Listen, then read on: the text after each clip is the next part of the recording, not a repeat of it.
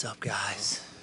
Steven over here. Yes, sir. Obviously, the last time we saw you in Salt Lake City, you did a whole media day, and you didn't end up getting a fight. So when they announced this card was going to happen, did you want to be on this card for the opportunity to fight in Salt Lake? I did. I actually did because I owe them one because I didn't get to fight last time. You know, everybody was looking forward to that Michelle Pereira fight. He's doing money in a weight class higher, which is where she should be at. But, wanted to be here, wanted to be out here, especially against somebody like Joaquin Buckley who's going to bring it. Well, you say he's going to bring it. Kevin Holland was in here, and he told this. Oh, I saw it. Yeah. Y'all got it out there on media quick. Yeah, he said that he doesn't think Buckley's the guy that'll stand and trade with you. So seeing that, are you like, well, maybe – and then Joaquin was in here earlier, and he's like, this is an MMA fight. I can't take him down and, ground and pound him. Oh, yeah, 100%. I mean, you go back and watch it. I think it was 2 fights ago or a fight ago. He fought the big Russian dude. Last fight. Yeah, he took him down. He won by takedown. So I prepared for that. I knew that was I know that was going to happen. At this point, you got guys who no longer want to stand and strike with me, which I think shows a testament to my striking, and they just want to take me down now. So I'll be ready wherever the fight goes. Joaquin also did an interview not too long ago where he was like, Steven's not as nice as maybe people see in front of the cameras, and he kind of chalked it up to like once you start circling each other in the rankings, the energy just kind of changes because you might have to get into a fight. Do you kind of chalk it up as that, or Buckley trying to sell the fight, or does he actually think you're meaner than you give yourself off? I think he's trying to sell the fight. I mean, I think he brought it up, something that happened at International Fight Week, which we were chatting the whole time. Can I get the fight? Let's see the fight. It's like, yeah, my people get in touch with your people. We'll see if the fight will happen. And I was sitting there talking with Chris Weidman was doing some media. So it was me, my brother, and Marie V, Chris Weidman's wife, and with the kids. And we were just sitting there chatting. And then Joaquin comes up, and I didn't really understand what he was trying to tell me about a fan was talking crap. I don't know if he was saying that the fan was saying that I was talking crap or he was talking crap. I don't know. I was just like, hey, man, it's all good, It's cool. Like, I had no idea what he was saying, to be honest with you. He walked off, and we just started chatting. I guess he thought we were talking about him or something. No idea. So it kind of surprised me when I heard the interview like a month later. I'm like, what? I don't remember saying anything to him, man. I know there were fans trying to get us to, talk trash on each other, but I don't do that. I'm not good at it to begin with. Is it true that Kevin Holland referred to you as Joaquin Buckley's grandfather? He did. We were in the back. We were getting ready to go out to do some media at International Fight Week, and next thing I know, I'm trying to get some food. They had like a spread out for us. I'm sitting there with my brother, my dad, my manager, and Kevin Hall's like, "Yo, Grandpa." I'm looking to see who. I thought his grandpa was really there, and I'm like, and he's looking at me. I'm like, me? He's like, yeah, your grandpa. I'm dad. Joaquin's grandson. I beat Joaquin, you beat me, your grandpa. And I was like, oh, okay. I mean, I guess I guess that's cool. So yeah, he did, man. Did you think he was calling you old? No, I don't think I guess he was. I mean, maybe. I mean, I don't know. Am I the oldest guy on the card? I have no idea. Probably on the card. I heard I was the oldest guy, second oldest guy in the UFC behind Stipe, who's 42. But I think Clay's Holly might be up there too. Okay, but I think what's his dang name? I forgot his name. I think Guida. Yeah, Clay Guida's older than me. I feel like your top 5 Guida's probably. Yeah. So I'm still a young buck, man. There's just still guys older than me in the UFC. Sure. And I have to ask. Aldo was in here earlier, and what he said, I feel like I should ask you. He's fighting Mario Bautista, this other young kid coming up, and he's been around for so long. And Jose Aldo said, "I'll fight whoever it takes to get to the UFC title." And I think when they announced you versus Buckley, people might have been surprised because Leon was coming off a loss, Colby called you out, and then you're fighting this guy trying to make a name for himself again. Are you in that same mindset as like you'll just fight whoever it takes to get to the title?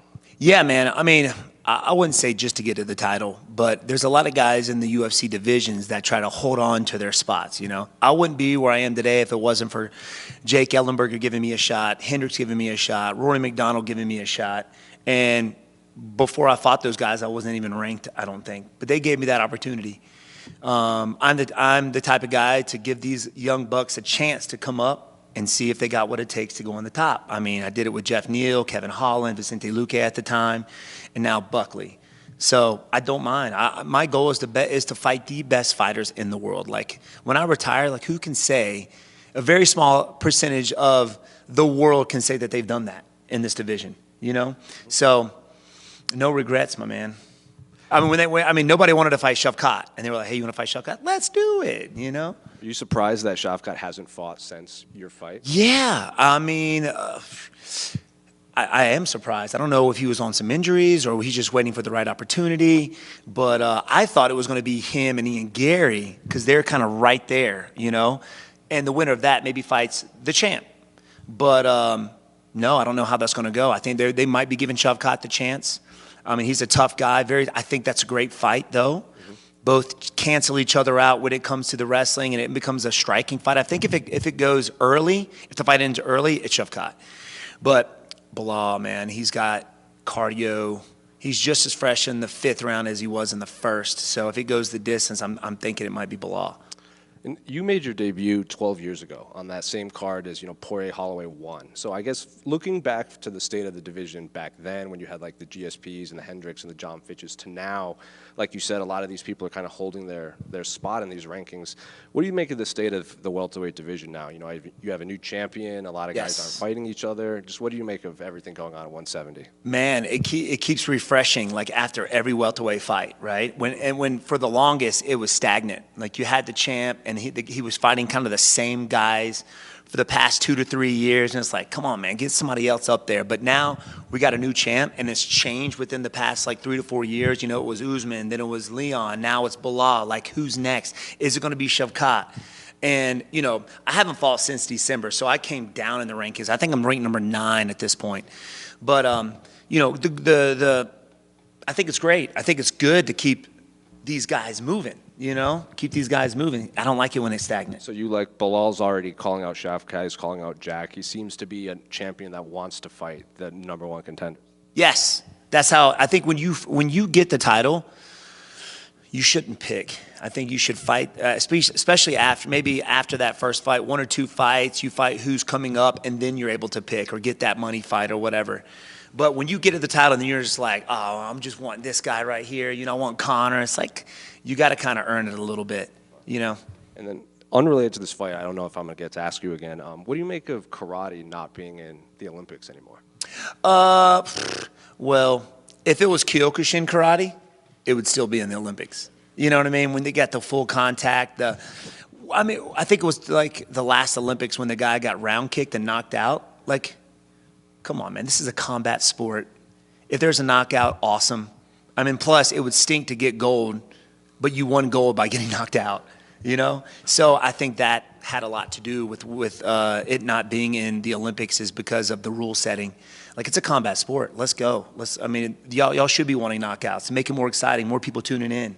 Are you surprised that, given how popular karate was in California specifically for so long, like especially after the movies The Karate Kid and everything came out, LA kind of became the hub of like karate schools popping up, that not even LA is having karate in the Olympics? Yeah, man. It was great in the 80s. We know The Karate Kid came out. There was a lot of people wanting to venture out or wanted to train karate because of The Karate Kid. But then you started seeing these like McDojo schools popping up left and right, people all about it just for the money and not putting out good students. So it watered our style down, it watered the karate down. That's why people said it would never work in a real street situation. So, there are schools out there like my dad's and his instructors and other schools out there that karate's legit. Look at Lyoto Machida. He was the first to do it in the UFC, and it was like he was my inspiration, one of my inspirations, besides GSP and those guys, to start competing because people were talking about karate. And it works, man. It does. And then last one for me. Can I just get your thoughts on the main event between Alex and Khalil? Oh, man. Okay. First off, it's very hard to go against a guy or not pick a guy like Alex Pereira to win. Okay? Now, Khalil Roundtree, I'm excited for this fight because it's going to be a stand-up battle, like Muay Thai versus Muay Thai. They're both heavy hitters, and Khalil Roundtree could put him to sleep just as easy as Pereira can put him to sleep. It's just, I think Alex has the edge. He's very calm. I think he does a great job of keeping the distance, and he's a he's a sniper when it comes to his shots, right? He's very patient. The only thing that I fear about Alex is staying in the pocket. You saw against Izzy Adesanya, he's not the type of guy that throws a combination and then moves. He stays in the pocket until he finishes, which is why Izzy Adesanya ended up knocking him out. He stayed in the pocket, he bounced off the cage, boom, and down he went. If he stays in the pocket with Khalil Rountree can put him to sleep. There would be no takedowns. No takedowns at all. This is going to be a striking battle, and I'm all for it. So I am leaning towards my man Alex Pereira because he's on a tear. I think he's the calmer fighter. He's a sniper. He picks his shot, and I think he's got the power just to put him to sleep, and he can keep the range.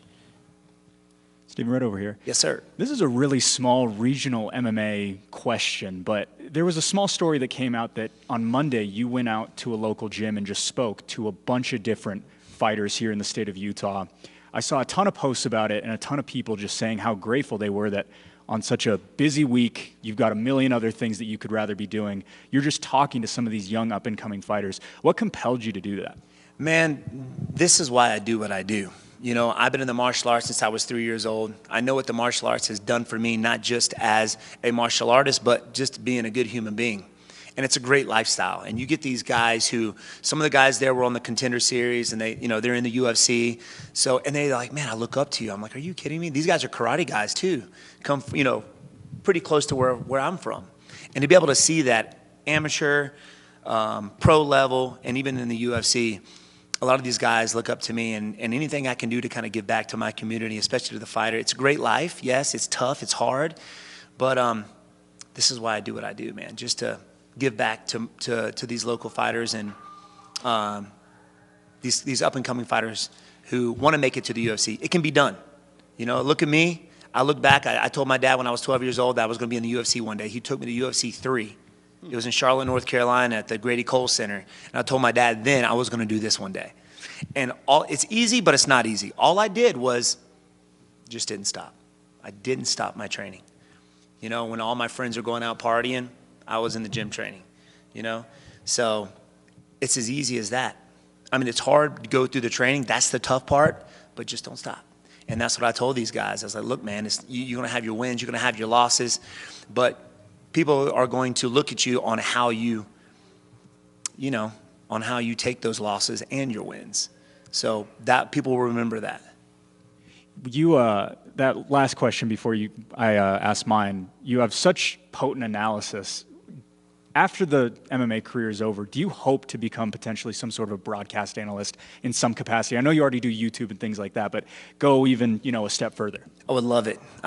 I did some stuff when the UFC was with a different company, not ESPN, and it was great, but at the time I was running the school and training, full time, so it was a little tough because that's a full-time job. You watch a lot of these guys, Cormier and these other analysts, they do a lot of work studying and they're fighting, giving them phone calls. And at the time, it was just a little too much. But 100%, I would love to do this just to stay in the game, to be in it still. Now, if or whenever I do retire, that's not going to stop my martial arts journey. I've got other fighters that I have coming up. They help me get ready for mine, and I help them get ready for theirs. So I'll do this, like I said, as long as my body will let me. Or when my dad says, all right, man, you're taking too much punishment, or your heart's not in it. And sometimes us as fighters, we may not feel that. We were like, oh, my heart is in it, but really it's not, And I've been there before. I've been there early in my kickboxing career. Before I ended up tearing every ligament in my left leg, I was burnt. And I didn't know how to tell him that I didn't want to do this anymore. And then it came as a blessing, actually, when I ended up tearing my knee. And I was out for 3 years, kind of rekindled that flame, and it's been on fire ever since. Yes, sir. Stephen over here. Oh, he got it. Who was it? We'll go over here. Okay. Because you said something about when you were asked about the canceled fight and everything in Salt Lake City and whatnot. I believe the words you used were you felt like you owed something to this community, to the city, to the event, something like that. Like, I just kind of want to go a little deeper into that. What did you feel like you owed after that fight was canceled, I guess, where you wanted so badly to be back on this card in Salt Lake? Well, obviously I want to win the fight, but I also want to put on a good show. There was a lot of people that have been, DMing me, messaging me, I can't wait to see your fight. Can't wait to see your fight here in Salt Lake City. Locals wanting to see this fight, and then it not happening. Of course, I was disappointed that my opponent didn't make weight, but I was also disappointed in the fact that I wasn't able to put on a show for everybody here in Utah. So now that this fight has happened, it was like, man, back in Utah, let's do it. So that's what I felt like I owed them, a show. Hopefully, me and Joaquin will put that on this Saturday. And he just lay on me, but we'll see. I'll be ready for it, though. Speaking of him potentially laying down and you being a striker, obviously, I wanted to ask you, man, you saw in Embedded this week a lot of drilling submissions from you. How do you feel as though, or what's the confidence like in your ground game, rather? I mean, it's there. I mean, I've always had confidence in the ground game. It's like earlier in my career, I think I just got done fighting Matt the Immortal Brown. Right, went the distance. He ended up out wrestling me, and everybody's like, "Oh, Wonder Boy ain't got no wrestling." So my next opponent, which was Nashawn Burrell, I out wrestled him, and then I out wrestled Chris Clements. And then after the fight, I forgot who it was. They came up to me. They were with the UFC, and they were like, "Look, Steven, it wasn't your wrestling that got you here." I'm like, "All right, I'm picking up what you're putting down." So, for a long time, I was just focused on that, putting on a show with my striking. That's what people want to see, because as soon as the fight goes to the ground, especially when it comes to me, people boo. But at the top, man, right now, it's very difficult to get back up to the top if I don't use it. So it's the past 3 training camps has been specifically a lot on my submissions and grappling and takedown defense. Even though I lost to the fight with Shavkat Rakhmonov, I was still happy with the fight. You can still lose a fight and still be happy with it because my goal is always the title, right? But a little mindset switch if that's the only goal, it kind of dulls a little bit. So now my goal is how good can I get? That's my goal. At 41 years old, how good can I get? How much better can I get? And that's my mindset when I wake up every morning. I ask myself that. And that's what fuels me to go train every day. And that's why I've got a lot of questions. People are like, man, you've been in the game for a long time. How do you still have, the energy to do this, man? How do you have the drive to keep fighting? And that's it. Just to continue to get better. I was happy with that fight because there were some things that I was working on that was working. He took him a very hard time taking me down in the first and early half of the second round. He ended up getting me down, took advantage of it, and it was over. But still, I was like, I lost, but things were working. Let's go. Let's keep it up. So I came in 28 when I was in the UFC, a little fairly late in the game, and I was more focused on my striking up until that point. And to be honest with you, I'm still learning, man. Absolutely. And last but not least from me, I saw a lot of people on social media, Instagram specifically, they were saying that they're predicting a Wonder Boy submission this week, man. What do you think about that? Well, hey, it could happen, baby. You never know. I might sneak one of those in. So, yeah, man, we've been working on it nonstop. I got great coaches back home. Of course, my dad, Brad Strain, my buddy Gino, Weston Wilson, Tom Lane, Chris Weidman. Got a whole great team around me to help me get to this point. So I'm going to put on a show. Steven, right over here. You're known as one of the nicest guys in the UFC. You're just really positive. You have this great golden retriever energy to you. I'm just wondering, is there any moment on fight night, whether it's in the locker room, the walkouts, entering the octagon, where you have to maybe get a little angry and let the pit bull out a little bit? I don't think I've ever, since my very first fight, kickboxing fight up until now, never angry. And I was taught that just because it took me a little, especially as a teenager in my early 20s when that testosterone's flowing, you're just like, but you got to learn to dial it back because you start getting angry, you start doing things you normally wouldn't do out there. You see fighters do that. They get angry, they get mad, and the next thing you know, they start swinging for the fences, leaving themselves open, and then they get put out. So I learned to kind of channel that into just my fight mindset, right? I know there's a time when I can chill, hang out with other people. Whenever it's time for business, it's time for business. I go out there, no animosity, but I'm going to get this done, right? I'm going to knock you up. I'm going to love you after. Or I'm going to get knocked out, and I'm going to love you after. And, it was just your best time. So no animosity. I'm never angry. I'm focused, yes. I know what needs to be done, yes, but I'm never angry. You're not like super happy either. You're just kind of. Yeah. I'm not like, jumping around. I'm like, why am I doing this, dude? No, for real. I mean, they say whenever you step out there, if you're not nervous, that's the time to kind of hang it up, but every time. I mean, just being up here with you guys, anytime I leave my hotel room, I feel the nerves. But that lets you know you're live. Like, how many people are willing to do what we do on a daily basis, especially during fight week, the weight cut, the media, you know, all the nerves, the anxiety that comes along with it. I think that's what gets addicting. When you get guys who want to retire, or they come out of retirement, or they should retire but they don't retire, is they're chasing that feeling still. They go home every day and it's like, it's not the same, you know? So I think I love it. I learned to love it. I hate it at the same time, but I love it at the same time. Because after the fight, win or lose, it's like, let's do this again. You know? Yeah, John Jones said is butterflies information is what he says. Yeah, I agree. Butterfly information, man. Yeah, awesome. Thank you. Yes, sir. Thank you. All right, guys. Thank y'all.